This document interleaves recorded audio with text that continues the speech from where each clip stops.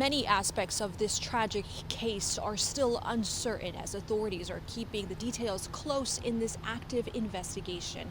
The last time Reiner was here in court, he did not enter a plea, and a judge ordered him held without bail until today's arraignment.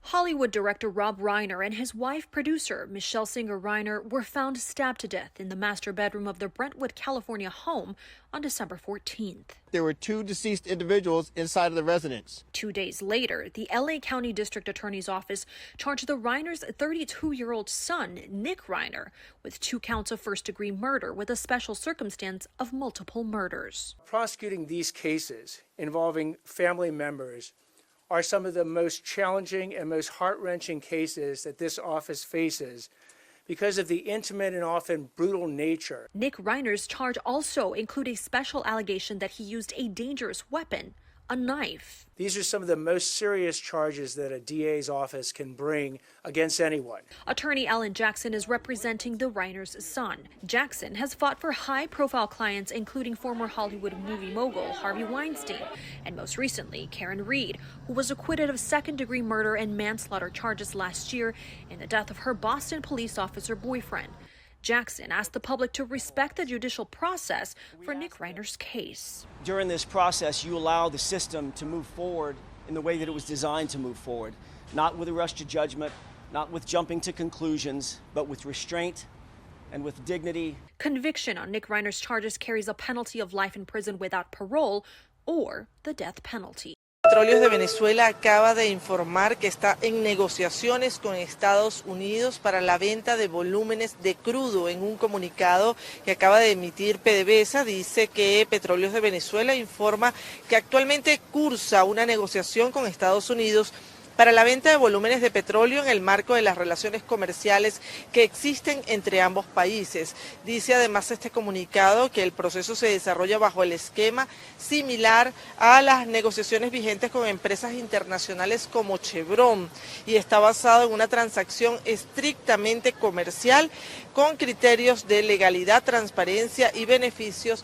para ambas partes. Con esto, PDVSA responde al presidente de los Estados Unidos, Donald Trump, quien en su red social dijo que PDVSA debía entregarle 50 millones de barriles de petróleo. Analistas han observado que esto se podía producir en un plazo de 2 meses, pues la producción está alrededor de los 900.000 barriles de petróleo diarios, o sea, no llega ni al 1.000.000 de barriles de petróleo diario la producción de Venezuela y que podría hacerse con el transporte de los barcos de Chevron que llegan a puertos venezolanos. 11 barcos de Chevron se están trasladando en estos momentos hacia Venezuela, hacia los puertos venezolanos. Parte de la información desde Caracas para la Alianza Informativa Latinoamericana les reportó Beatriz Adrian. You asked about a shooting that we just had in Minneapolis, Minnesota. It was an act of domestic terrorism. What happened, it was our ICE officers were out in an enforcement action. They got stuck in the snow because of the adverse weather that is in Minneapolis. They were attempting to push out their vehicle and a woman attacked them and those surrounding them and attempted to run them over and ram them with her vehicle.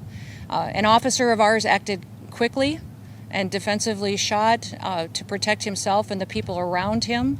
And my understanding is that she was hit and is deceased. We're continuing to gather more information, but this goes to show the assaults that our ICE officers and our law enforcement are under every single day.